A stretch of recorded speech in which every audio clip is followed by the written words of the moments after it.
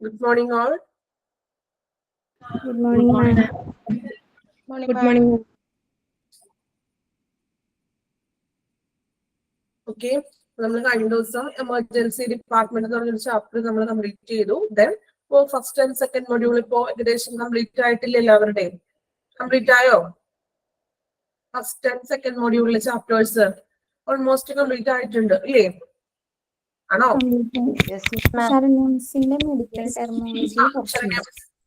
Okay okay. ടെർമിനോളജിയുടെ ആ കുറച്ചൊരു balance അല്ലേ ഇനി കംപ്ലീറ്റ് ആവാനുള്ളൂ, ആണോ? അതെ അതെ. അപ്പൊ നമുക്കൊരു വെനസ്ഡേക്കുള്ളിൽ അത് കംപ്ലീറ്റ് ആകും. അപ്പോ ഇന്ന് നമ്മൾ വേറെ പുതിയ ചാപ്റ്റർ തുടങ്ങുന്നില്ല. ഇനിയിപ്പോ നമുക്ക് ഫസ്റ്റ് ആൻഡ് സെക്കൻഡ് മൊഡ്യൂളിന്റെ എക്സാം ഉണ്ടല്ലോ. എക്സാം എന്താണെന്നൊക്കെ അത് ഇൻഫോർമേഷൻ ചെയ്യും. നമുക്ക് ജസ്റ്റ് കഴിഞ്ഞ ക്ലാസ്സിൽ നമ്മൾ ആക്സിഡന്റ് ആൻഡ് എമർജൻസിയുടെ കുറച്ച് സ്പീഡിലാണ് പോയത്.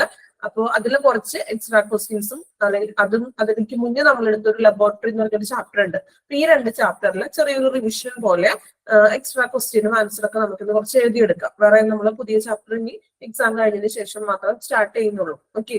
ഈ ഒരു രണ്ട് ചാപ്റ്ററില ജസ്റ്റ് ഇമ്പോർട്ടന്റ് ആയിട്ടുള്ള ക്വസ്റ്റ്യൻസും അതിന്റെ കുറച്ച് നോട്ട്സ് ഒക്കെയാണ് നമ്മൾ ഇന്ന് എഴുതാൻ പോകുന്നത്. അപ്പൊ എല്ലാവരും നോട്ട്ബുക്ക് എടുക്കുക കേട്ടോ.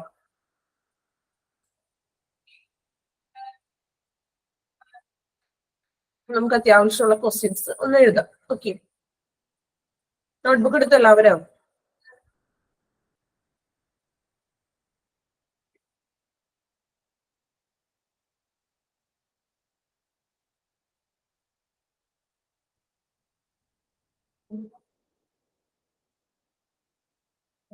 ഓക്കെ. അപ്പൊ നമ്മൾ ഈ ഒരു ചാപ്റ്ററിന് നമ്മളിന്ന് ഓവറോൾ ആയിട്ട് നോക്കിയാണ്. അപ്പൊ അതിനകത്ത് ഇമ്പോർട്ടന്റ് ആയിട്ടുള്ള എന്തൊക്കെയാണെന്നാണ് നമ്മളിന്ന് നോക്കാൻ പോകുന്നത്. First one, accident and emergency ഡിപ്പാർട്ട്മെന്റിന് നമ്മൾ ഡിനോട്ട് ചെയ്യുന്നത് A&E എന്നാണ്. ആക്സിഡന്റ് ആൻഡ് എമർജൻസി ഡിപ്പാർട്ട്മെന്റ് ഒന്ന് എഴുതേണ്ട, കുഴപ്പമില്ല. ദെൻ മെയിൻ ആയിട്ട് നോക്കേണ്ടത് ഓപ്പറേഷണൽ അവേഴ്സ്. എത്ര അവേഴ്സ് ആണ് ഒരു എമർജൻസി ഡിപ്പാർട്ട്മെന്റ് വർക്ക് ചെയ്യുന്നത്? എത്ര അവേഴ്സ് ആണ് ഒരു എമർജൻസി ഡിപ്പാർട്ട്മെന്റ് വർക്കിംഗ് ആയിട്ടുള്ളത്? കമന്റ് ചെയ്തോളൂ. എത്ര അവേഴ്സ് ആണ് എമർജൻസി ഡിപ്പാർട്ട്മെന്റ്? 24 അവേഴ്സ്.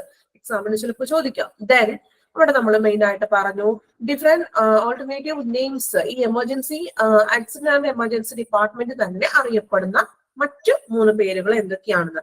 കാഷ്വാലിറ്റി പറയാം, അതുപോലെ തന്നെ ED emergency department, then ER emergency room എന്നും പറയാം. 3 തരത്തിൽ നമ്മൾ ഈ എമർജൻസി ഡിപ്പാർട്ട്മെന്റിനെ തന്നെയാണ് കാഷ്വാലിറ്റി എന്ന് വിളിക്കുന്നത്, ED എന്ന് വിളിക്കുന്നത്, ER എന്ന് വിളിക്കുന്നത്. ഓക്കെ. ദെൻ ഇനി നമ്മൾ ലൊക്കേഷൻ ആണ് പറഞ്ഞത്. മെയിൻ ആയിട്ട് നോക്കേണ്ടത് എന്താണ്? ഗ്രൗണ്ട് ഫ്ലോറിലാണ് എമർജൻസി ഡിപ്പാർട്ട്മെന്റിന്റെ ലൊക്കേഷൻ. അതാണ് മെയിൻ ആയിട്ട് നമ്മൾ ആ ഒരു പോയിന്റിൽ പഠിക്കേണ്ടത്. പിന്നെ നമ്മൾ പറഞ്ഞു ലൈറ്റനിങ് ഉണ്ട്, സൈൻ ഉണ്ടാവും, നമുക്ക് ഒരു എമർജൻസി എൻട്രൻസ് ഉണ്ടാകും, അല്ലെങ്കിൽ മെയിൻ എൻട്രൻസ് ഒരു സെപ്പറേറ്റഡ് ആയിട്ടുള്ള ഒരു എൻട്രൻസ് ഉണ്ടാകും. ദെൻ സ്ട്രീറ്റിൽ കൂടി നോക്കുമ്പോൾ തന്നെ നമ്മൾ റോഡിൽ കൂടി പോകുമ്പോൾ തന്നെ ഈ ഒരു എമർജൻസി ഡിപ്പാർട്ട്മെന്റിന്റെ ലൈറ്റും കാര്യങ്ങളൊക്കെ നമുക്ക് കാണാൻ പറ്റണം. അത്രയും ക്യാച്ച് ചെയ്തിട്ടുള്ള രീതിയിൽ ആയിരിക്കണം. ദെൻ അതിന്റെ ഡിസൈൻസ് നമ്മൾ കുറച്ച് പോയിന്റ്സ് ഒക്കെ നോക്കിയായിരുന്നു. ദെൻ മേജർ സ്പേസ് ഡിറ്റർമിനേഷൻ നോക്കി. അതിനകത്ത് ഫങ്ഷണൽ ഏരിയയിൽ ഏതൊക്കെയാണ് വരുന്നത്, ദെൻ അതർ ഏരിയയിൽ ഏതൊക്കെയാണ് വരുന്നത്. അപ്പൊ അത് പോയിന്റുകൾ നോക്കണം. കാരണം ചിലപ്പോ ഏതെങ്കിലും ഏരിയ തന്നിട്ട് എക്സാമിന് ചിലപ്പോ അത് ഏത് ഏരിയ ആണെന്ന് ഐഡന്റിഫൈ ചെയ്യാൻ പറയാം അല്ലെ. ഫങ്ഷണൽ ഏരിയ ആണോ അല്ലെങ്കിൽ അതർ ഏരിയ ആണോ എന്ന് ഐഡന്റിഫിക്കേഷൻ വരാം. സോ ആ പോയിന്റ്സ് ഒന്ന് പഠിക്കാം. ഫങ്ഷണൽ ഏരിയ വരുന്നത് ഏതൊക്കെയാണ്? Ambulance and ambulatory, reception, administrative, reception, acute treatment area, consultation, then staff working stations. അപ്പൊ എന്തൊക്കെയാണെന്ന് ജസ്റ്റ് ഒന്ന് വായിച്ചു നോക്കാം ഓരോ ഏരിയയിലും ഉൾപ്പെടുന്ന കാര്യങ്ങൾ. ദെൻ പേഷ്യന്റ് ഫ്ലോ ഇമ്പോർട്ടന്റ് ആണെന്ന് ഞാൻ പറഞ്ഞു. Triage, reception, treatment, re evaluation, discharge. അതൊരു ഓർഡർ ആയിട്ട് തന്നെ പഠിക്കണം. ചിലപ്പോൾ ഓർഡർ തെറ്റിച്ചിട്ട് അത് പ്രോപ്പർ ആയിട്ടുള്ള ഓർഡറിൽ അറേഞ്ച് ചെയ്യാനൊക്കെ എക്സാമിന് വന്നേക്കാം ക്വസ്റ്റ്യൻ കേട്ടോ. നമുക്ക് അങ്ങനെ ഒരു ക്വസ്റ്റ്യൻ പ്രതീക്ഷിക്കാം. ട്രയേജ് ആണ് ഫസ്റ്റ് വരുന്നത്. TRD നമ്മൾ അന്നൊരു കോഡ് വെച്ച് പഠിച്ചായിരുന്നു. ഓർമ്മയുണ്ടോന്ന് എനിക്കറിയില്ല. അങ്ങനെ കോഡ് വെച്ചൊക്കെ ഒന്ന് പഠിച്ചു നോക്കാം. പറ്റുന്നത് നമുക്ക് ബൈ ഹാർട്ട് ചെയ്യുന്നതിനേലും കുറച്ചും കൂടി എളുപ്പം എനിക്ക് തോന്നുന്നു കോഡ് വെച്ചൊക്കെ ഒന്ന് പഠിക്കാം. അപ്പൊ നമ്മൾക്കും മീൻസ് ബൈ ഹാർട്ട് ചെയ്യുമ്പോൾ നമ്മൾ ആ ഒരു പോയിന്റ് വിട്ടുപോയാൽ നമ്മളുടെ കയ്യിൽ മൊത്തം പോകും. അപ്പോൾ കോഡ് വെച്ച് പഠിക്കുകയാണെങ്കിൽ TRD. ടി എന്ന് പറഞ്ഞത് ട്രയേജ് ആണ്. R എന്ന് പറഞ്ഞാൽ റിസപ്ഷൻ, വീണ്ടും T എന്ന് പറഞ്ഞാൽ ട്രീറ്റ്മെന്റ് ആണെന്ന് അറിയാം. Then means R means re evaluation, last D വരുന്നത് ഡിസ്ചാർജ് ആണെന്ന്. അപ്പൊ നമ്മൾക്ക് ആ ഫ്രണ്ടിലത്തെ ആ ഒരു TRD എന്നൊന്ന് പഠിച്ചാൽ അത് മാത്രം ഒന്ന് കാണാപ്പാടം പഠിച്ചാൽ ഓർഡർ തെറ്റാതെ പഠിക്കാം. ഓക്കെ. ജസ്റ്റ് നിങ്ങൾ ആവശ്യമുള്ളവരാണെങ്കിൽ TR എന്നൊന്ന് സൈഡിൽ എഴുതിക്കോളും. ഇനി ജസ്റ്റ് ബൈ ഹാർട്ട് പഠിക്കാൻ പറ്റുന്നവരാണെങ്കിൽ കുഴപ്പമില്ല, പഠിച്ചോളും. ആ ഓർഡർ മാറിപ്പോകാണ്ടിരിക്കാനാണ് പറഞ്ഞത് കേട്ടോ. ഓക്കെ, അപ്പോൾ triage, reception, treatment, re evaluation, discharge, ആ ഒരു പേഷ്യന്റ് ഫ്ലോ ഇമ്പോർട്ടന്റ് ആണ്. ഒന്ന് മാർക്ക് ചെയ്തിട്ടോളൂ, ഇമ്പോർട്ടന്റ് ആണെന്നുള്ളത്. ദെൻ നമ്മൾ എമർജൻസി ഡിപ്പാർട്ട്മെന്റിലെ വർക്ക് ഫോഴ്സ് പറഞ്ഞായിരുന്നു, കോഡ് തന്നിരുന്നു. ഓക്കെ ഞാൻ പറഞ്ഞായിരുന്നു, നമ്മൾ ക്ലാസ് എടുത്തപ്പോ പറഞ്ഞായിരുന്നു കേട്ടോ. ഓക്കെ, അപ്പൊ കോഡ് വെച്ച് പഠിക്കുകയാണെങ്കിലേ നമ്മൾ മറന്നു പോകില്ല. അപ്പൊ ടി ഇന്നതാണ്, ആർ ഇതാണ്, അല്ലെങ്കിൽ വീണ്ടും TRD ഇതാണ്, നമുക്ക് എന്നും നമ്മുടെ മനസ്സിൽ ഓർമ്മയിൽ നിൽക്കും കേട്ടോ. ബൈ ഹാർട്ട് ചെയ്ത് പഠിക്കുമ്പോൾ ഒരു പോയിന്റ് വിട്ടു പോയിട്ടുണ്ടെങ്കിൽ പിന്നെ അതിന്റെ പുറകെ എന്നുള്ളത് മൊത്തം പോകും അല്ലെ. അപ്പൊ ഇങ്ങനെ ജസ്റ്റ് എന്ത് പഠിച്ചാലും ഇതുപോലെ ഒന്ന് കോഡൊക്കെ ഇടാൻ പറ്റുകയാണെങ്കിൽ എളുപ്പമുള്ള കോഡൊക്കെ ഇട്ടതിനൊന്ന് പഠിച്ചു നോക്കാം കേട്ടോ. ദെൻ എമർജൻസി ഡിപ്പാർട്ട്മെന്റിലെ വർക്ക് ഫോഴ്സിൽ നമ്മൾ പറഞ്ഞത്, അതിൽ മെയിൻ ആയിട്ട് നമ്മൾ നോക്കി EMT, അതുപോലെ തന്നെ RN അല്ലെ. EMT എന്തായിരുന്നു ഓർമ്മയുണ്ടോ? EMT ഓർമ്മയുണ്ടോ എഴുതിയത്? EMT emergency medical technician. അതുപോലെ RN എന്ന് പറഞ്ഞാൽ രജിസ്ട്രേഡ് നേഴ്സ്. അത് രണ്ടും ഇതിൽ ഇമ്പോർട്ടന്റ് ആണ്. ദെൻ നമ്മൾ പറഞ്ഞു റെക്കോർഡ്സുകൾ എന്തൊക്കെയാണ് എമർജൻസി ഡിപ്പാർട്ട്മെന്റിൽ സൂക്ഷിക്കുന്ന റെക്കോർഡ്സുകൾ. അതൊന്ന് ജസ്റ്റ് നോക്കി വെക്കുക, ഏതൊക്കെയാണോ ഒന്ന് വായിച്ചു നോക്കാം. അപ്പൊ റെക്കോർഡ്സിൽ ചിലപ്പോ ഓഡ് വണ്ണോ അങ്ങനെ എന്തെങ്കിലുമൊക്കെ ചോദിച്ചേക്കാം റെക്കോർഡ്സിൽ നിന്ന് കേട്ടോ. അതിൽ നമ്മൾ പറഞ്ഞു, അതിൽ കുറച്ച് ഫുൾ ഫോമുകൾ അതിൻ്റെ ഉള്ളിൽ തന്നെ വരുന്നുണ്ട്. MLC വരുന്നുണ്ട്, CMO കേട്ടോ. അങ്ങനെ RN എന്ന് പറഞ്ഞാൽ രജിസ്ട്രേഡ്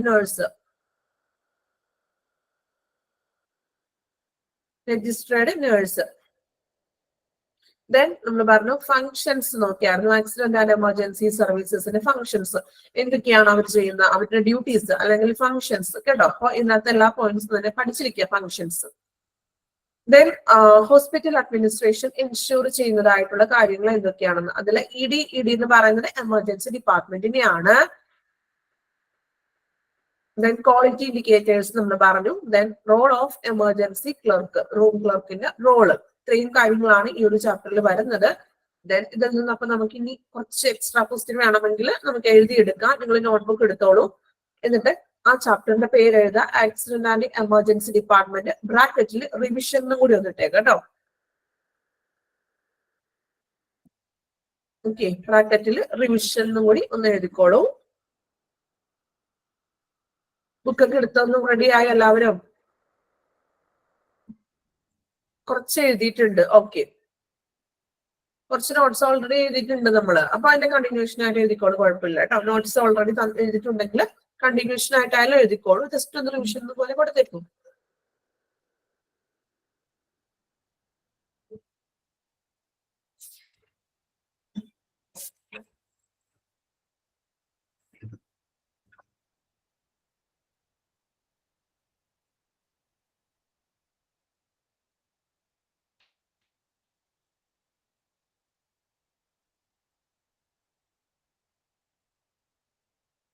എഴുതിക്കോളൂ. ഫസ്റ്റ് പോയിന്റ് ആയിട്ട് ക്വസ്റ്റ്യൻ പോലെ അല്ലെങ്കിൽ പോയിന്റ് ആയിട്ട് എഴുതിട്ടോ എഴുതിക്കോളൂ.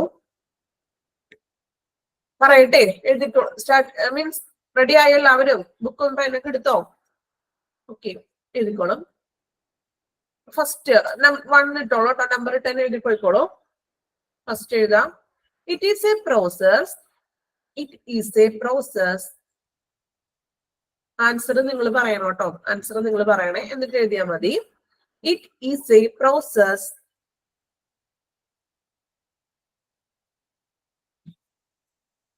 that it is a process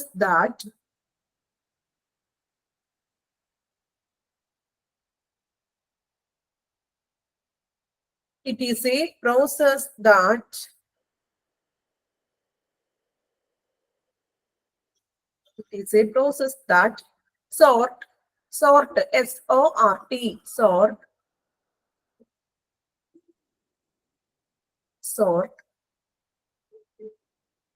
the patients for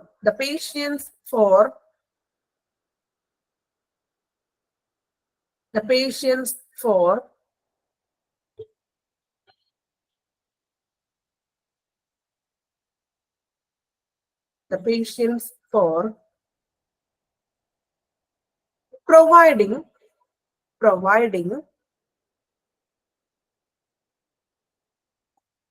Optimum care, optimum care.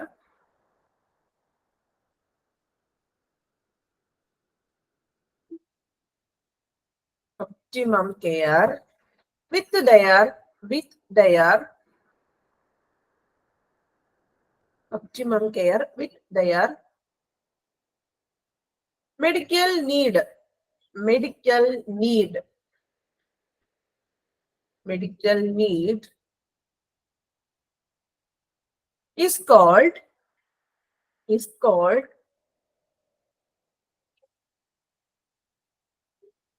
എന്നിട്ട് ആൻസർ എഴുതാനായിട്ട് കുറച്ച് സ്പേസ് വിട്ടേക്കു. ആൻസർ ലാസ്റ്റ് എഴുതിയാൽ മതി. ഓക്കെ, കംപ്ലീറ്റ് ആയോ എല്ലാവരും? ഒന്നുകൂടെ പറയണോ? പറയാം. ഓക്കെ, ശ്രദ്ധിക്കുക കേട്ടോ. It is A process that sort SORT sort the patients for providing optimum care with their medical need is called. എന്താണെന്ന് കേട്ടോ. സ്പേസ് വിടാം, ആൻസർ പിന്നെ എഴുതാം. സ്പേസ് വിടാം. Then second question എഴുതിക്കോളൂ.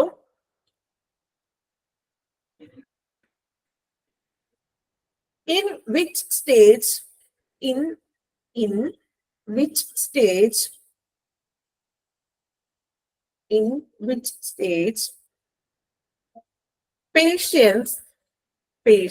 patient എന്ന് മതി. In which stage patient get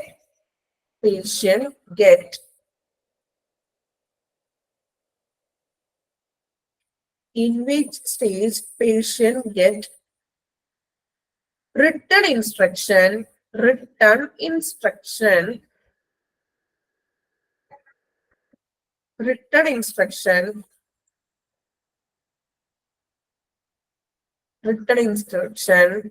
to follow up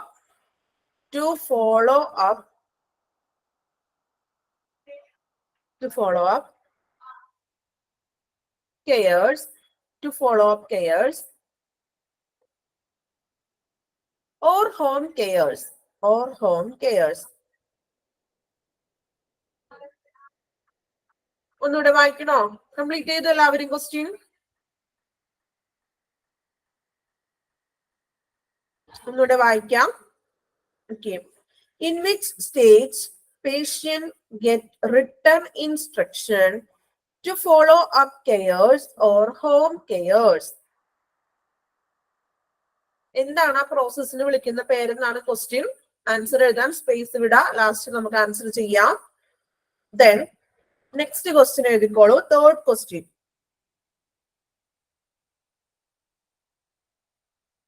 In which record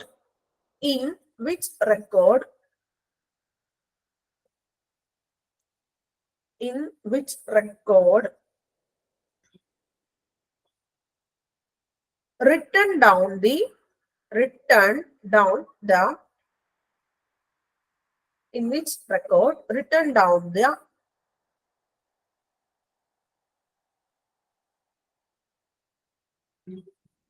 minor operation details. Minor operation details ഏത് റെക്കോർഡിലാണ് എഴുതുന്നതെന്ന്. റെക്കോർഡിന്റെ പേരാണ് ചോദിച്ചിരിക്കുന്നത്. സ്പേസ് വിടാ ആൻസർ എഴുതാനായിട്ടുള്ളത്. Then fourth one എഴുതിക്കോളൂ. Fourth question. Who keep the record of MLC? Who keep the record of MLC? MLC record keep ചെയ്യുന്നത് ആരാണത്? Who keep the MLC record?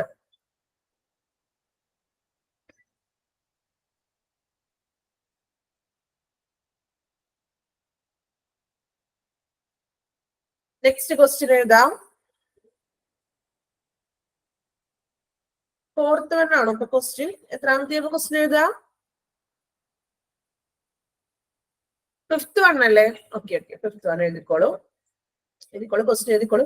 What kind of, repeat ചെയ്യാം കേട്ടോ, ഇതൊന്ന് എഴുതിക്കോളൂ എന്നിട്ട് റിപ്പീറ്റ് ചെയ്യാം. What kind of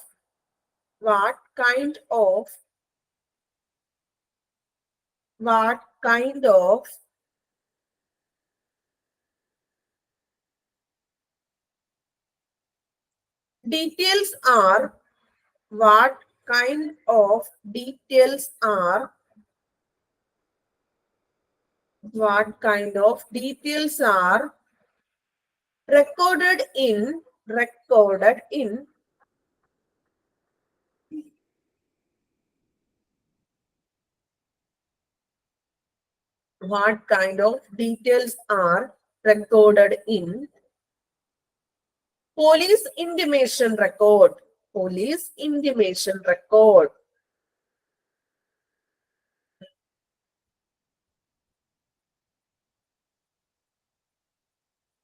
Next question എഴുതാം.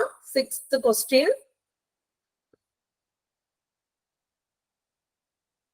Who should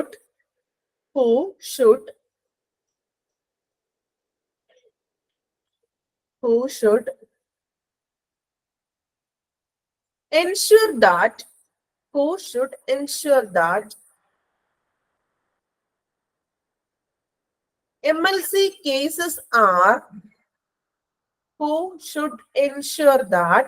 MLC cases are registered.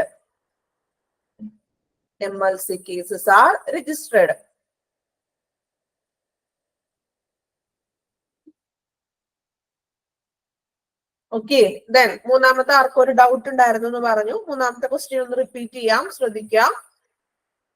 In which record write down the minor operation details?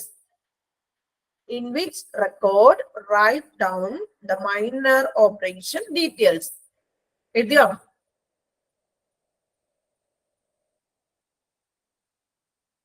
Doubt ഉള്ള ആൾ എഴുതിയോ? Okay, ഇപ്പൊ നമ്മള് സിക്സ്ത് ക്വസ്റ്റ്യൻ അല്ലേ എഴുതിയത്? ആണോ? 4 ഒന്ന് റിപ്പീറ്റ് ചെയ്യണോ? ഫോർത്ത് ക്വസ്റ്റ്യൻ നോക്കാം. Who keep the record of MLC? MLC record keep ചെയ്യുന്നത് ആരാണെന്ന്. Who keep the record of MLC? Okay, ഇപ്പൊ എല്ലാവരുടെ എല്ലാ ക്വസ്റ്റ്യൻസ് ഒക്കെ ആയല്ലോ. ഇത് നിങ്ങൾ എന്ത് ചെയ്യാ, ആ ക്വസ്റ്റ്യൻസ് ഒക്കെ ഒന്ന് വായിച്ചു നോക്കിയിട്ട് സ്വന്തമായിട്ടൊന്ന് ആൻസർ ചെയ്യാൻ പറ്റുമോന്നൊന്ന് ശ്രമിച്ചു നോക്കാം. ഒന്ന് എഴുതി നോക്കൂ, ഒന്ന് പെൻസിൽ ഉപയോഗിച്ചോ ഒന്ന് എഴുതി നോക്കിക്കോളൂ. തെറ്റിപ്പോണെങ്കിൽ തെറ്റിപ്പോയിക്കോട്ടെ, കുഴപ്പമൊന്നുമില്ല. എക്സാം എന്നല്ല കേട്ടോ, റിവിഷൻ ആണ്. നിങ്ങളൊന്ന് എഴുതൂ, എന്നിട്ട് ഞാൻ ആൻസർ വായിക്കാം. Okay, sixth one, who should ensure that MLC cases are registered?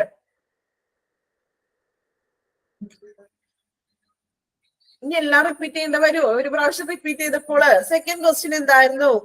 In which stage patient get written instruction to follow up care or home cares? സ്പീഡിലാണോ ഞാൻ ക്വസ്റ്റ്യൻ പറഞ്ഞത്? എഴുതാൻ പറ്റുന്നില്ലേ? ഓക്കെ, ദെൻ ആ 6 ക്വസ്റ്റ്യൻസ് ഒന്ന് വായിച്ചു നോക്കാം. ഓരോന്നിന്റെ ആൻസർ ഒന്ന് എഴുതി നോക്കിക്കോളൂ, എന്നിട്ട് നമുക്ക് ആൻസർ വായിക്കാം. അപ്പൊ നിങ്ങൾ ഈ എഴുതുന്നതിന്റെ ഒപ്പം തന്നെ ഈ 6 ക്വസ്റ്റ്യൻ ഇപ്പൊ തന്നെ പഠിച്ചിരിക്കണം. ഓക്കെ, എക്സാമിന് ചോദിക്കാനൊക്കെ ചാൻസ് ഉള്ള ക്വസ്റ്റ്യൻസ് ഒക്കെയാണ് കേട്ടോ. അപ്പൊ എന്ത് ചെയ്യാ, ഇപ്പൊ തന്നെ 6 ക്വസ്റ്റ്യൻ ആൻസർ എഴുതുന്നതിനോടൊപ്പം മനസ്സിൽ തറവായിട്ട് ആ ക്വസ്റ്റ്യനെ മനസ്സിൽ പറഞ്ഞ് പഠിപ്പിക്കുക. ആ ക്വസ്റ്റ്യനും ആൻസർ ഞാൻ വായിക്കാം, നിങ്ങൾ ഇപ്പൊ ആൻസർ ഒന്ന് പറ്റുന്ന പോലെ എഴുതിക്കോളൂ. കിട്ടുന്ന ആൻസർ മാത്രം എഴുതിയാൽ മതി, കുഴപ്പമില്ല കേട്ടോ. നിങ്ങൾ ആ PDF നോക്കാതെ ഒന്ന് എഴുതാൻ ശ്രമിക്കണം കേട്ടോ. അപ്പൊ കയ്യില് PDF കോപ്പി ഉണ്ടെന്ന് എനിക്കറിയാം, അത് നോക്കി പെട്ടെന്ന് എഴുതാൻ പറ്റും. പക്ഷെ ഇപ്പൊ നോക്കണ്ട അത് കേട്ടോ, ആരും നോക്കണ്ട. അറിയാവുന്ന ആൻസേഴ്സുകൾ മാത്രം ഒന്ന് എഴുതി വെക്കാം. എല്ലാം ഇനി തെറ്റാണെന്ന് പറഞ്ഞ് എഴുതാണ്ടിരിക്കണ്ട, അറിയാവുന്ന ആൻസേഴ്സ് എഴുതിക്കോളൂ. എന്നിട്ട് നമുക്ക് ആൻസേഴ്സ് വായിക്കാം. പോരെ? ക്വസ്റ്റ്യൻസ് ഓരോന്നും നല്ലപോലെ വായിക്കാം, അതിന്റെ ആൻസർ പറ്റുന്ന പോലെ എഴുതിക്കോളൂ. ഈ ആൻസേഴ്സും ക്വസ്റ്റ്യനും പഠിച്ചു തന്നെ പോവാട്ടോ. ഇപ്പൊ തന്നെ ഒന്ന് പഠിച്ചു പോകാം.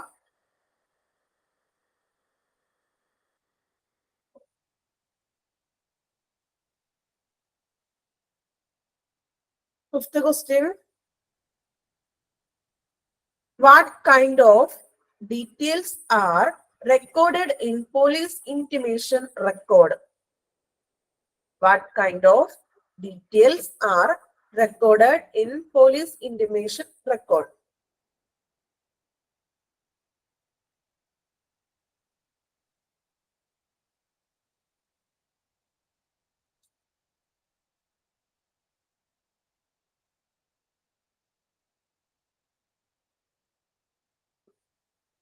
അഞ്ച് മിനിറ്റ് സമയം തരാം. നന്നായിട്ട് വായിച്ചു നോക്കിക്കോളൂ. ആൻസർ ഒന്ന് എഴുതിക്കോളൂ. എന്നിട്ട് നമുക്ക് ആൻസർ വായിക്കാം.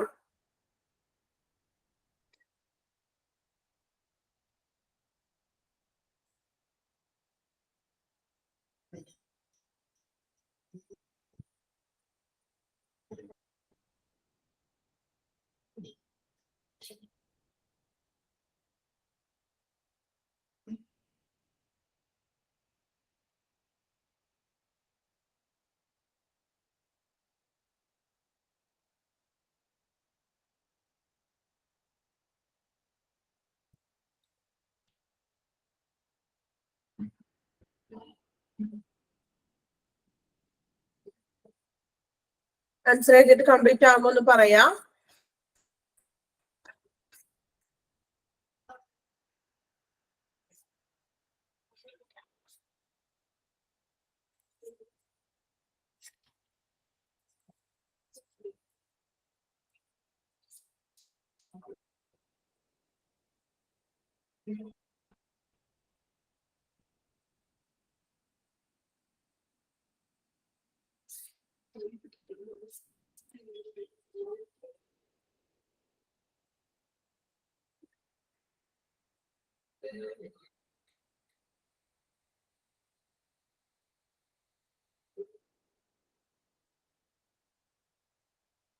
എഴുതണം എല്ലാവരും ആൻസർ. എഴുതുന്നതിന്റെ ഒപ്പം തന്നെ 6 ക്വസ്റ്റ്യനും പഠിച്ചു പോണോട്ടോ.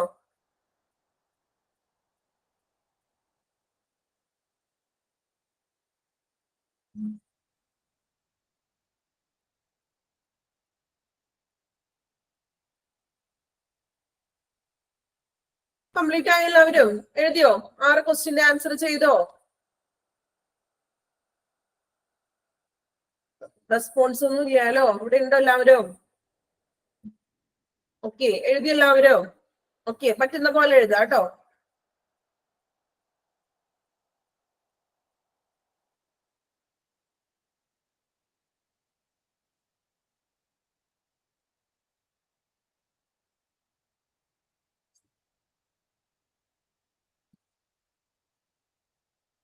ഓക്കെ, നമുക്ക് ക്വസ്റ്റ്യൻ വായിക്കാം. ഫസ്റ്റ് ക്വസ്റ്റ്യൻ എന്തായിരുന്നു? It is A process that sought the patient for providing optimum care with their medical need is called. എന്താ ആൻസർ? എഴുതിയായിരുന്നോ? യെസ്, ട്രയേജ് അല്ലെ? കുറച്ചുപേര് എഴുതി തോന്നുന്നു. അതായത് നമ്മൾ പറഞ്ഞു പേഷ്യൻസിന് നമുക്ക് ഒപ്റ്റിമം കെയർ ഫസ്റ്റിൽ കൊടുക്കുന്ന ഒരു ട്രീറ്റ്മെന്റിനെയാണ് നമ്മൾ എന്ത് വിളിക്കുക? ട്രയേജ്.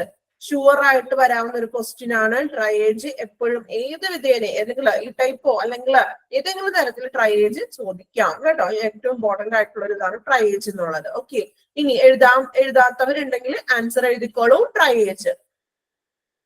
കുറച്ചുപേര് എഴുതിയായിരുന്നോ? എത്ര പേര് എഴുതിയ ആൻസർ? ട്രയേജ് എന്ന് എഴുതി എല്ലാവരും? എത്ര പേർക്ക് കിട്ടിയ ആൻസർ എഴുതി? കുറച്ചുപേര് എഴുതിയിട്ടുണ്ട്, കുഴപ്പമില്ല. ഇനി എഴുതാത്തവരുണ്ടെങ്കിൽ ഒന്ന് എഴുതി വെച്ചോളൂ. ട്രയേജ് ഇമ്പോർട്ടന്റ് ക്വസ്റ്റ്യൻ ആണ്. ഈ 6 ക്വസ്റ്റ്യനും ഇപ്പൊ തന്നെ മാക്സിമം പഠിക്കാൻ ശ്രമിക്കാം. ഓക്കെ, സെക്കൻഡ് ക്വസ്റ്റ്യൻ വായിക്കാം. In which stage patient get return instruction to follow up cares or home cares? ഏത് സ്റ്റേജിലാണ് പേഷ്യൻസിന് നമ്മൾ ആൻസർ വന്നു കഴിഞ്ഞു അല്ലെ, റിട്ടേൺ ഇൻസ്ട്രക്ഷനും അല്ലെങ്കിൽ വീട്ടിൽ പോയിട്ടുള്ള കെയേഴ്സും കാര്യങ്ങളും പറഞ്ഞു കൊടുക്കുന്നത്? Answer discharge. എല്ലാവരും തന്നെ എഴുതിയെന്നോന്നല്ലോ അല്ലെ? ഡിസ്ചാർജ് എല്ലാവരും എഴുതിയോ? ഓക്കെ, ഇനി എഴുതാനുണ്ടെങ്കിൽ ഒന്ന് എഴുതിക്കോളൂ. ഡിസ്ചാർജ് ആണ് അതിന്റെ ആൻസർ. തേർഡ് ക്വസ്റ്റ്യൻ നോക്കാം. In which record written down the minor operation details? ഏത് ആൻസർ? മൈനർ ഓപ്പറേഷൻ ഡീറ്റെയിൽസ് എഴുതുന്നത് മൈനർ OT റെക്കോർഡ് അല്ലെ? മൈനർ ഓപ്പറേഷൻസിന്റെ ഡീറ്റെയിൽസ് എഴുതുന്നത് മൈനർ OT റെക്കോർഡ്സിൽ. ആൻസർ എഴുതിക്കോളൂ. Minor OT record. Then next question, who keep the record of MLC? MLC record keep ചെയ്യുന്നത് ആരാണ്? CMO. Answer CMO. Next question noga.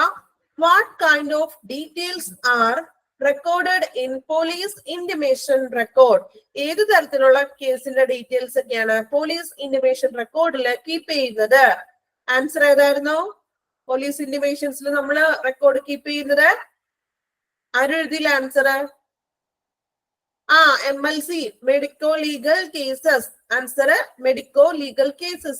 That is MLC. Okay. Then next question. Who should ensure that MLC cases are registered? ആരുടെ ഉത്തരവാദിത്തമാണ് MLC കേസസുകൾ register ചെയ്യുന്നത്? Answer എന്താണ്? Emergency room clerk. എഴുതാത്തവരുണ്ടെങ്കിൽ answer ഞാൻ പറയുന്നതിനോടൊപ്പം തന്നെ എഴുതി പോകാം. Emergency room clerk. ഓക്കെ. ബാക്കി നമ്മൾ മോക്ക് ടെസ്റ്റ് ഒക്കെ ഇട്ടിട്ടുണ്ട്. ഫൈൻഡ് ക്വസ്റ്റ്യൻസ് ഒക്കെ ഒന്ന് നോക്കണം. അതുപോലെ തന്നെ നമ്മള് എക്സ്ട്രാ നോട്ട് ബുക്കിൽ എഴുതിയിട്ടായിട്ടുള്ള ക്വസ്റ്റ്യൻസും ഒന്ന് നോക്കുക. ഓക്കെ. അപ്പൊ ഈ ഒരു 6 ക്വസ്റ്റ്യൻ നിങ്ങൾ ഇന്നൊന്ന് പഠിക്കണം കേട്ടോ. നമ്മൾ റിവിഷൻ ചെയ്യുന്ന അനുസരിച്ച് തന്നെ ഈ 6 ക്വസ്റ്റ്യൻസും ഒന്ന് പഠിക്കാം. ഇനി നിങ്ങളൊന്ന് വായിച്ചു നോക്കിയ ക്വസ്റ്റ്യൻസും ആൻസേഴ്സും ഒന്ന് വായിച്ചു നോക്കിക്കോളൂ. വായിക്കാനുള്ള സമയമാണ്.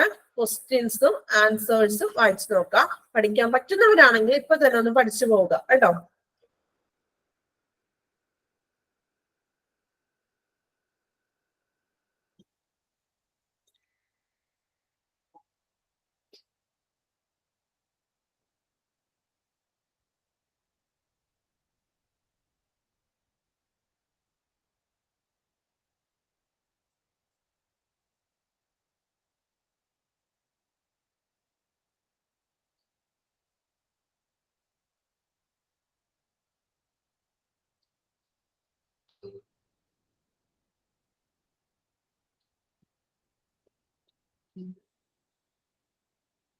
ക്വസ്റ്റ്യനും ആൻസേഴ്സും വായിച്ചു നോക്കാം.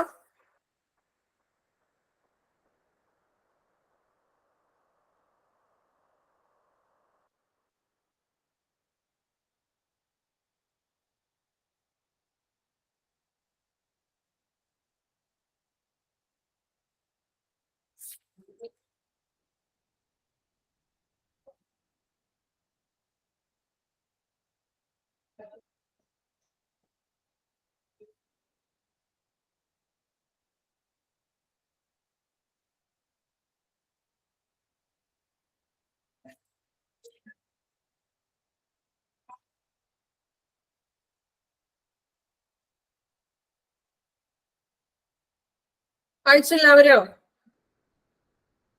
വായിച്ചു നോക്കിയോ? ക്വസ്റ്റ്യനും ആൻസേഴ്സും. ഓക്കെ. ദെൻ ഇന്ന് നമ്മൾ നെക്സ്റ്റ് ചാപ്റ്ററിലേക്ക് പോവുകയാണ്. ലബോറട്ടറി സർവീസ് കേട്ടോ. ലബോറട്ടറി ഇപ്പൊ നമ്മൾ ആക്സിഡന്റ് ആൻഡ് എമർജൻസിയിൽ ജസ്റ്റ് കുറച്ച് ക്വസ്റ്റ്യൻസ് ഒക്കെ നോക്കിയിട്ടുണ്ട്. 6 ക്വസ്റ്റ്യൻസും പഠിക്കാം. ദെൻ നെക്സ്റ്റ് നമ്മൾ ലബോറട്ടറി സർവീസിലെ ഇമ്പോർട്ടന്റ് ആയിട്ടുള്ള കാര്യങ്ങളാണ് നമ്മൾ നോക്കാൻ പോകുന്നത്. നമ്മള് ഇൻട്രൊഡക്ഷൻസിൽ എന്താണ് ഒരു മെഡിക്കൽ ലബോറട്ടറി, അവിടെ ചെയ്യുന്ന കാര്യങ്ങളൊക്കെ നമുക്കറിയാം അല്ലെ. ഇത് നമ്മൾ പറഞ്ഞത് ഫങ്ഷണൽ ഡിവിഷൻസ് എന്തൊക്കെയാണ്? Clinical pathology, clinical microbiology. ഇനി ഇത് ഓരോന്നും നമ്മൾ എന്തിന്റെയൊക്കെ ബേസ് ചെയ്തിട്ടുള്ളതാണെന്ന് നോട്ട് എഴുതിയായിരുന്നു. എഴുതിയില്ലേ? ഓർമ്മയുണ്ടോ?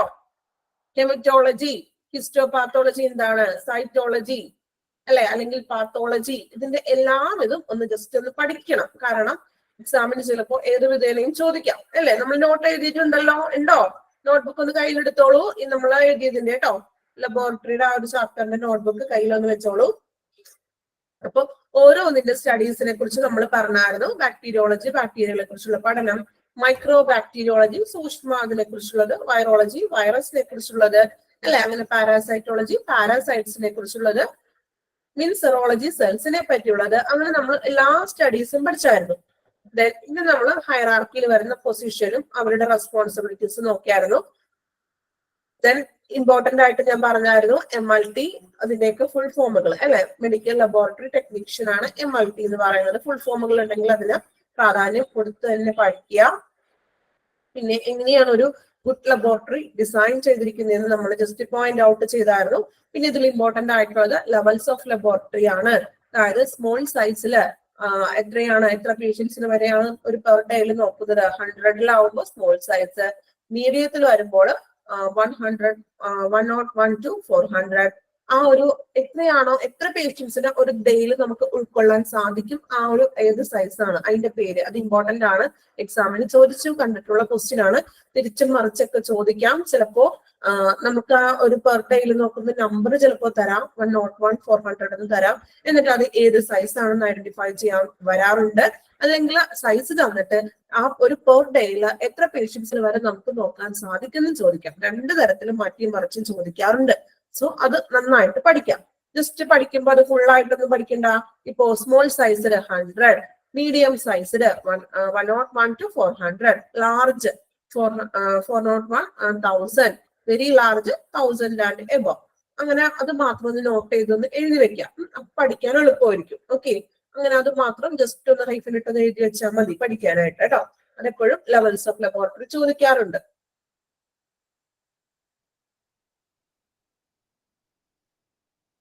ദെൻ നമ്മൾ എക്യുപ്മെന്റ്സ് എങ്ങനെയൊക്കെയാണ് അവിടെ കൈകാര്യം ചെയ്യേണ്ടത്, അല്ലെ, എക്യുപ്മെന്റ്സുകളൊക്കെ ഏതൊക്കെ രീതിയിൽ ചെയ്യണം എന്നൊക്കെ പറഞ്ഞു. ദെൻ പോളിസീസ് ആൻഡ് പ്രൊസീജിയേഴ്സിൽ നമ്മൾ ലേബലിംഗിൽ എന്തൊക്കെ വരുന്നു, റിക്വസിഷൻ ഫോമുകളും അങ്ങനെയുള്ള കുറച്ച് പോയിന്റ്സ് ഒക്കെയാണ് പറഞ്ഞത്. ഇനി നമ്മൾ സേഫ്റ്റി ലബോറട്ടറി ഒക്കെ പറഞ്ഞായിരുന്നു. പിന്നെ നമ്മൾ സൈൻസ് ആൻഡ് സിമ്പിൾസ് ഒന്ന് നോക്കി വെക്കുക.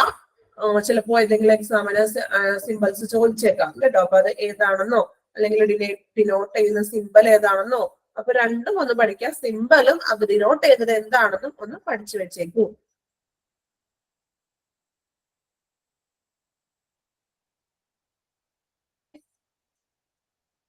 ദെൻ ലാബ് മാനേജറുടെ ജോബ്സ് എന്തൊക്കെയാണ്, എന്തൊക്കെയാണ് അദ്ദേഹത്തിന്റെ ഡ്യൂട്ടീസ്, ഇത്രയും കാര്യങ്ങളൊക്കെയാണ് ഇതിൽ വരുന്നത്. ഇതിനകത്ത് ഇനി കുറച്ച് ക്വസ്റ്റ്യൻസ്, ഒരു 3-4 ക്വസ്റ്റ്യൻ ഉള്ളൂ. ബാക്കി ചെറിയൊരു ചാപ്റ്റർ ആണ്, വലിയ ബുദ്ധിമുട്ടില്ലാത്തതാണ്. അപ്പോ മെയിൻ ആയിട്ട് ആ ഒരു സ്റ്റഡീസിനെ കുറിച്ച് പഠിക്കാം. പിന്നെ ആ സൈസ് ആണ് ഇതിനകത്ത് മെയിൻ ആയിട്ട് ചോദിച്ച് കണ്ടിട്ടുള്ളത്. ഓക്കെ, ഇനി കുറച്ച് 2-3 ക്വസ്റ്റ്യൻ കൂടെ നമുക്ക് എഴുതിയെടുക്കാം. ഒന്ന് നോട്ട്ബുക്ക് എടുത്തോളൂ. ലബോറട്ടറി ഒന്ന് ഹെഡിങ് കൊടുത്തേക്ക് കേട്ടോ. നമ്മൾ എഴുതിയതിന്റെ താഴെയായിട്ടല്ലേ എഴുതുന്നത്, അത് മാറിപ്പോകരുതും. ലബോറട്ടറി ഒന്ന് ഹെഡിങ് കൊടുത്തിട്ട് എഴുതാം.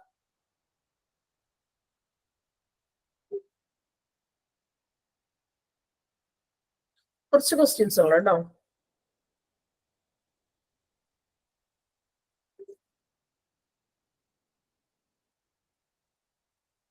എഴുതിക്കോളൂ.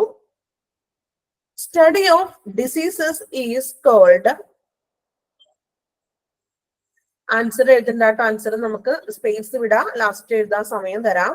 Study of diseases is called. Answer എഴുതാനുള്ള സ്പേസ് വിടണേ. Study of diseases is called.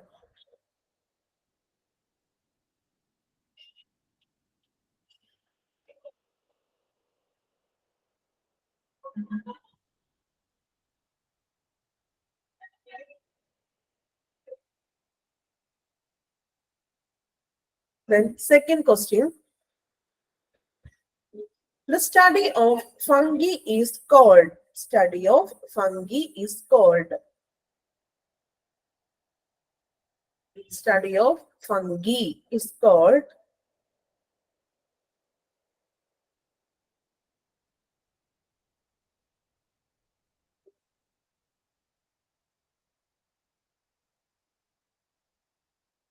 Okay. Third question. ശ്രദ്ധിച്ച് കേട്ട് എഴുതിക്കോളൂ. Whose duty is to. Whose duty is to.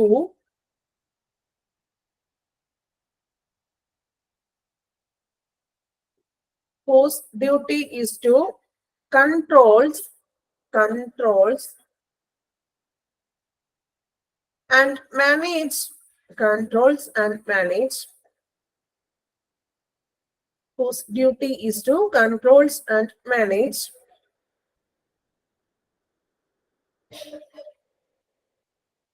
all lab operations. All lab operations. ഒന്നുകൂടെ വായിക്കാം. Whose duty is to controls and manage all lab operations.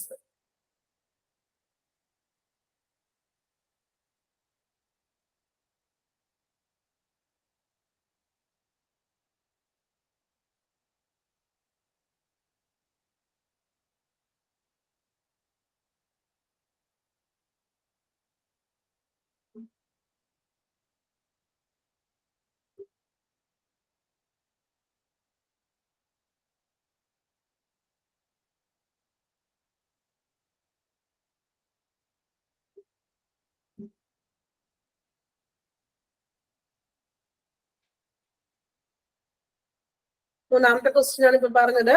Whose duty is to controls and manage all operations, all lab operations. Next question is which size of laboratory, which size of laboratory, which size of laboratory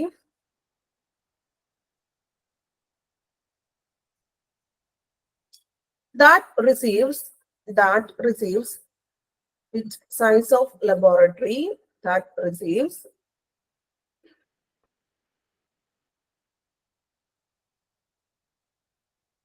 which size of laboratory that receives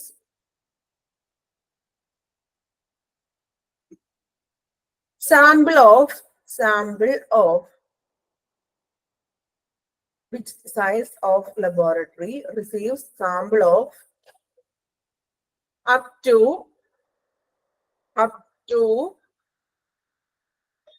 101 to 400 to 400 patients per day.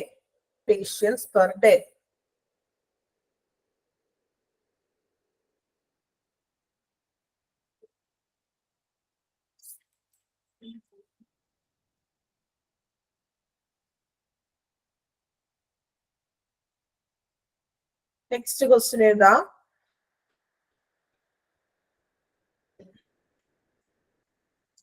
the study of parasites is called. Study of parasites is called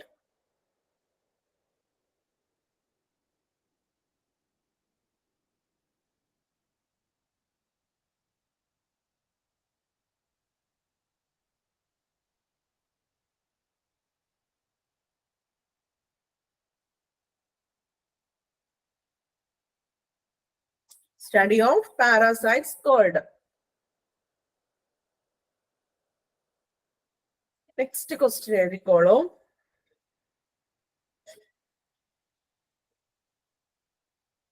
Write off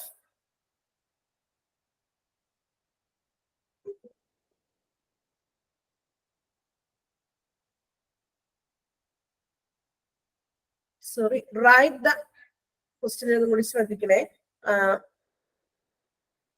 Write the name of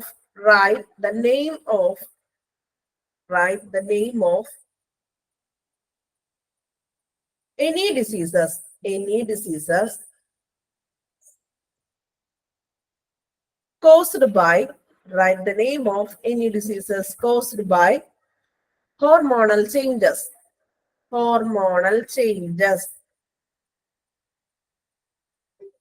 നിങ്ങൾ സ്വന്തമായിട്ട് എഴുതാനുള്ള ഒരു question ആണ് കേട്ടോ. അറിയാലോ, ഏതെങ്കിലും ഒന്നോ രണ്ടോ നിങ്ങൾക്ക് ഇഷ്ടമുള്ളത്ര മീൻസ് ഹോർമോണൽ ചേഞ്ചസ് മൂലം വരാവുന്ന ഡിസീസസിനെ കുറിച്ച്, ഡിസീസസിന്റെ പേര് എഴുതാനാണ് കേട്ടോ. ഓക്കെ, അപ്പൊ പെട്ടെന്ന് തന്നെ ക്വസ്റ്റ്യൻ വായിച്ചു നോക്കാം, ആൻസർ എഴുതിക്കോളും. എന്നിട്ട് നമുക്ക് ആൻസർ ഡിസ്കസ് ചെയ്യാം. ക്വസ്റ്റ്യൻ വായിക്കുക, ആൻസർ എഴുതാം. ലാസ്റ്റത്തെ ക്വസ്റ്റ്യൻ ഹോർമോണൽ ചേഞ്ചസ് മൂലം വരാവുന്ന ഏതെങ്കിലും ഡിസീസസിന്റെ പേര് എഴുതുക. ഒന്നോ രണ്ടോ കിട്ടുന്ന അത്രയും എഴുതിക്കോളും.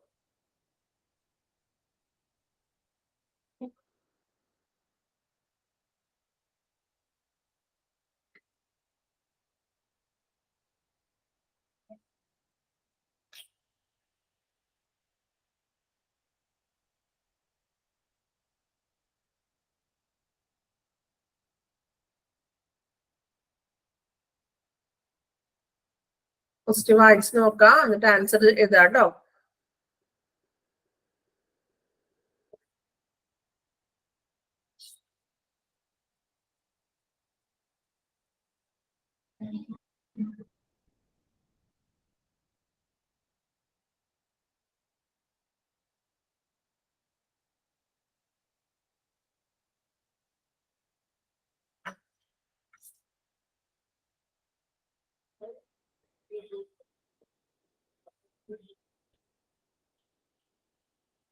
ക്വസ്റ്റ്യൻ വായിച്ച് നോക്കാം, ആൻസർ എഴുതാട്ടോ എല്ലാവരും.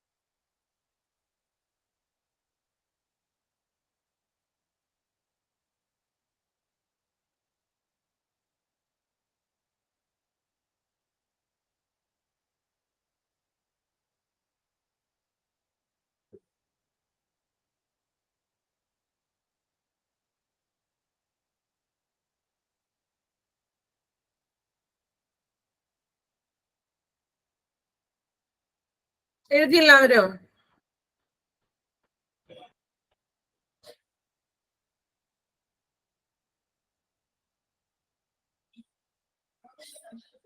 ഓക്കെ, പെട്ടെന്ന് കംപ്ലീറ്റ് ആക്കണേ. കംപ്ലീറ്റ് ചെയ്യാത്തവരുണ്ടെങ്കിൽ പെട്ടെന്ന് തന്നെ കംപ്ലീറ്റ് ആക്കാം.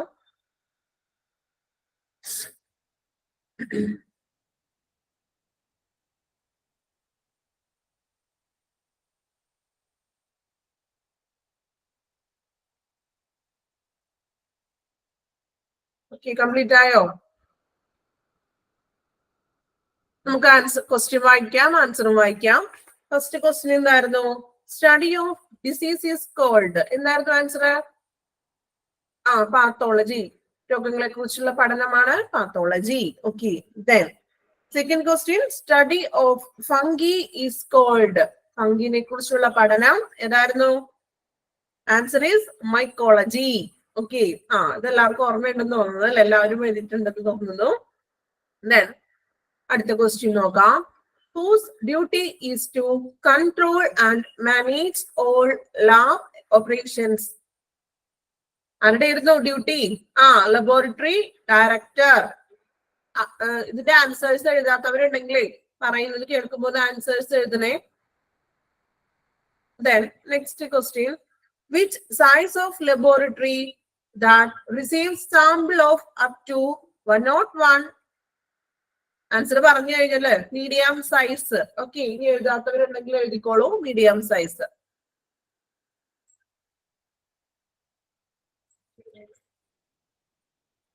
Next question, the study of parasite is called. Study of parasite is called parasitology.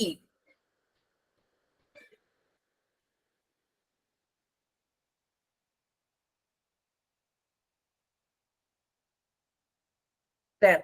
Last question, which of the following എന്തായിരുന്നു ഹോർമോണൽ ചേഞ്ചസ് മൂലം വരുന്ന ഡിസീസസിന്റെ പേരുകൾ എന്തൊക്കെയാണ്? ഏതൊക്കെ ഡിസീസസ് ഉണ്ട്? Hormonal changes.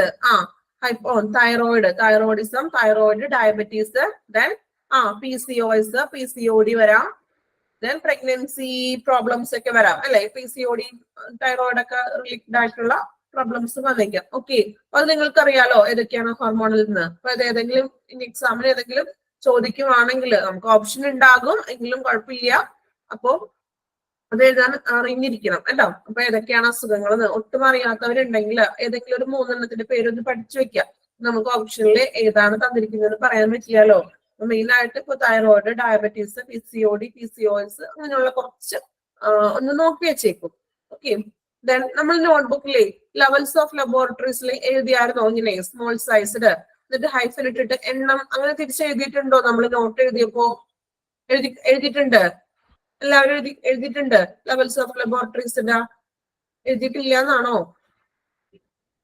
അതായത് ഇപ്പൊ സ്മോൾ സൈസ് ഇല്ല. ഓക്കെ, അപ്പൊ അതും കൂടി ഒന്ന് എഴുതി വെച്ചേക്കാം, അത് ഇമ്പോർട്ടന്റ് ആണല്ലോ. അപ്പൊ അതൊന്ന് എഴുതി വെച്ചേക്കാം കേട്ടോ. ലെവൽസ് ഓഫ് ലബോറട്ടറി എന്ന് ചെറിയ ഹെഡിങ് പോലെ കൊടുത്തോളൂ. Levels of laboratory. Levels of laboratory എന്ന് ഹെഡിങ് കൊടുക്കാം. കൊടുത്തു എല്ലാവരും? Okay, first one small sized. Small sized, small sized എന്ന് എഴുതിക്കൊണ്ട് ഒരു ചെറിയൊരു ഹൈഫൻ ഇട്ടിട്ട് അപ് ടു 100 എഴുതിയാൽ മതി. 100 എഴുതിയാൽ മതി, ജസ്റ്റ് 100 എന്ന് മാത്രം എഴുതിയാൽ മതി. സ്മോൾ സൈസ്ഡ് എന്ന് ഹൈഫൻ എഴുതിക്കൊണ്ട് ഹൈഫൻ ഇട്ടിട്ട് 100. നെക്സ്റ്റ് മീഡിയം സൈസ്ഡ് എന്ന് എഴുതാം. അടുത്തത് മീഡിയം സൈസ്ഡ്. ഹൈഫൻ ഇടാ 101 to 400. 101 to 400.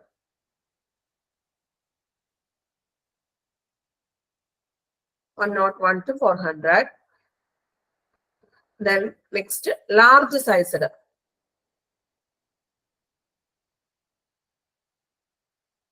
Large size.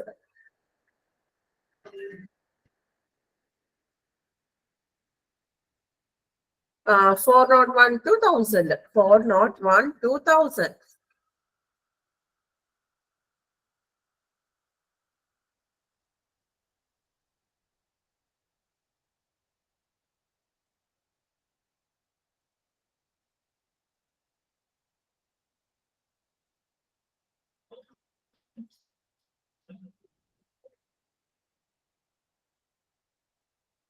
Then very large sized hyphen ida more than 1000. More than 1000. More than 1000.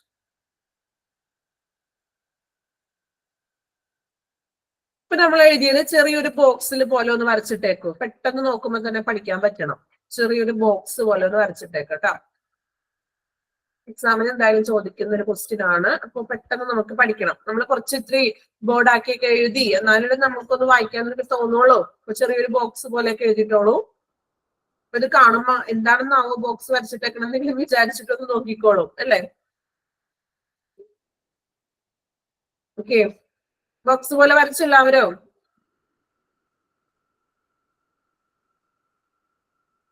Okay,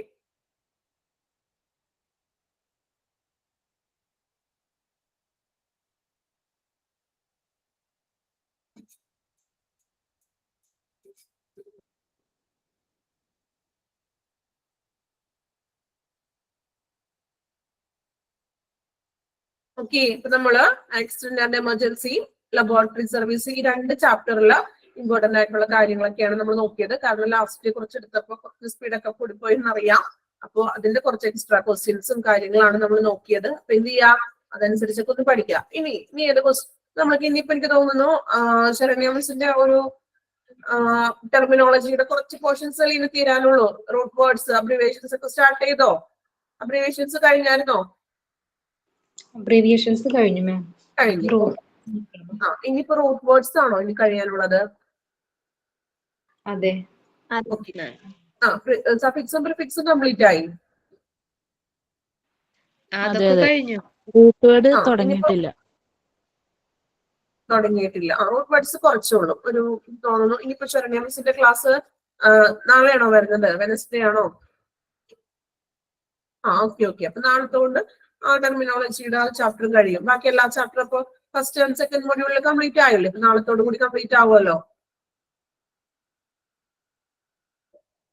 ഇത് കഴിഞ്ഞിട്ടപ്പോ നമ്മുടെ എക്സാം ഉണ്ട്. എക്സാമിന്റെ ഇൻഫർമേഷൻ നിങ്ങൾക്ക് തരും. എന്നാണ് എക്സാം എന്നൊക്കെ ഇൻഫർമേഷൻ തരും. അതനുസരിച്ചിട്ടൊക്കെ പഠിച്ചു തുടങ്ങണം കേട്ടോ.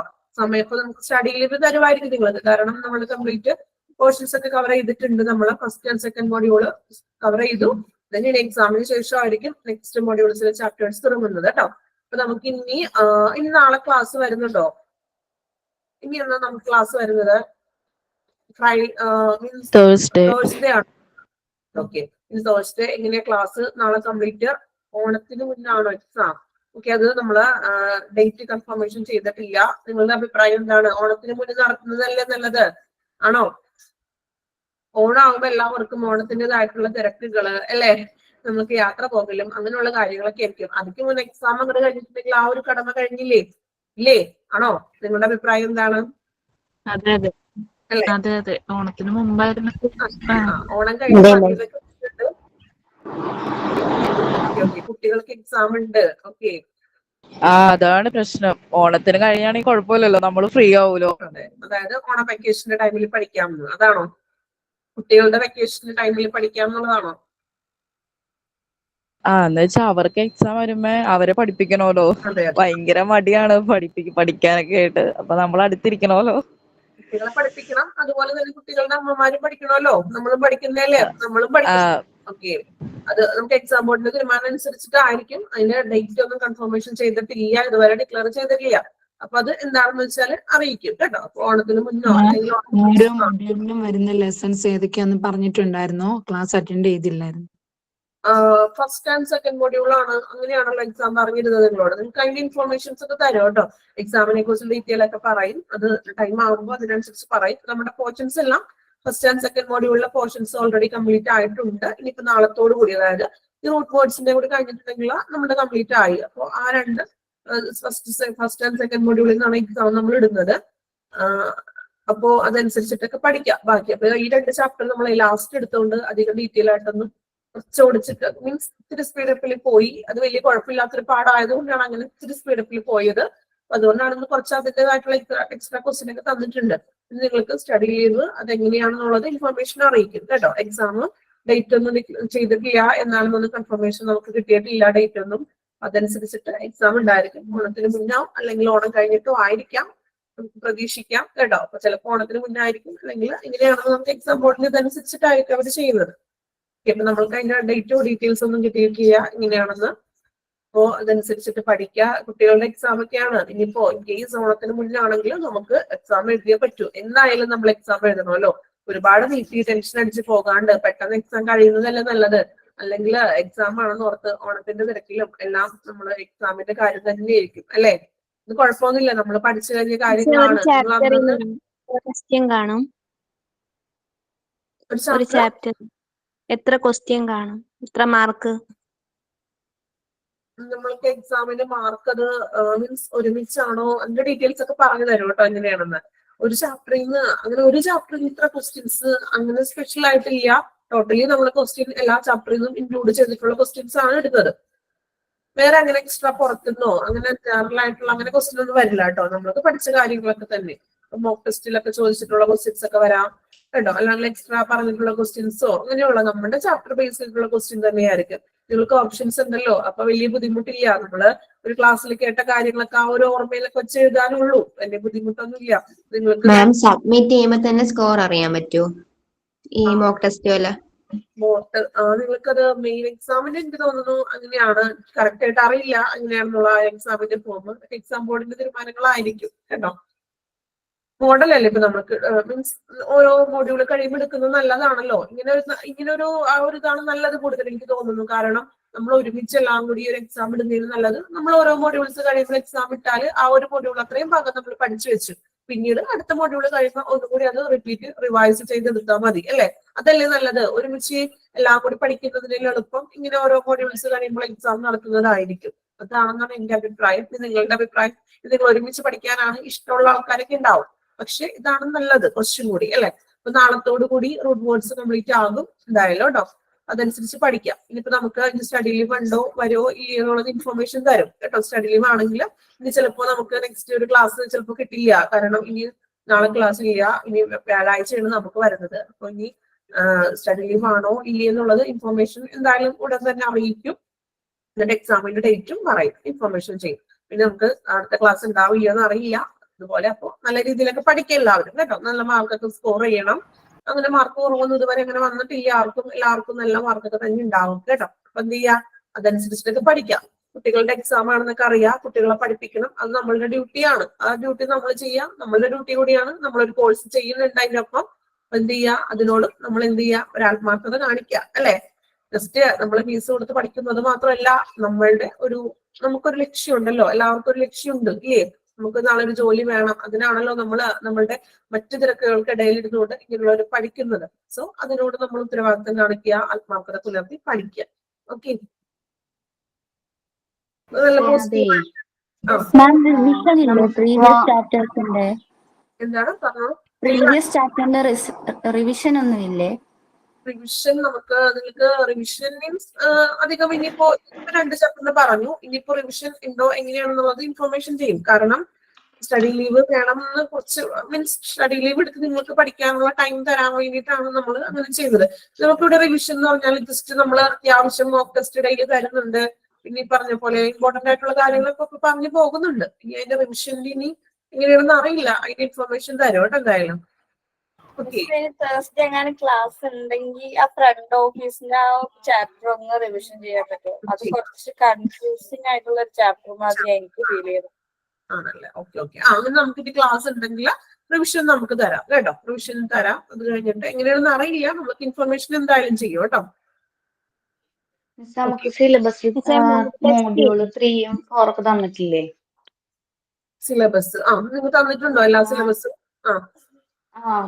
അപ്പൊ അതില് നമുക്കിപ്പോ ഫസ്റ്റ് മോഡ്യൂളും സെക്കൻഡ് മോഡ്യൂളും മാത്രമാണല്ലോ PDF ആയിട്ട് ഇപ്പൊ കിട്ടിയുള്ളൂ. PDF കിട്ടിയിട്ടുള്ളൂ, തേർഡും ഫോർത്തും അയച്ചു തന്നിട്ടില്ല എന്നാണോ? കിട്ടിയിട്ടില്ല, ഓക്കെ. ആർക്കും കിട്ടിയിട്ടില്ല എന്നാണോ?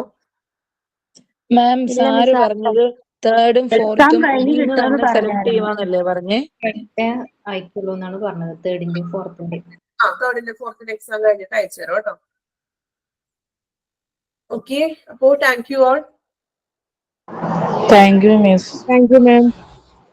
Thank you, ma'am. Thank you ma'am.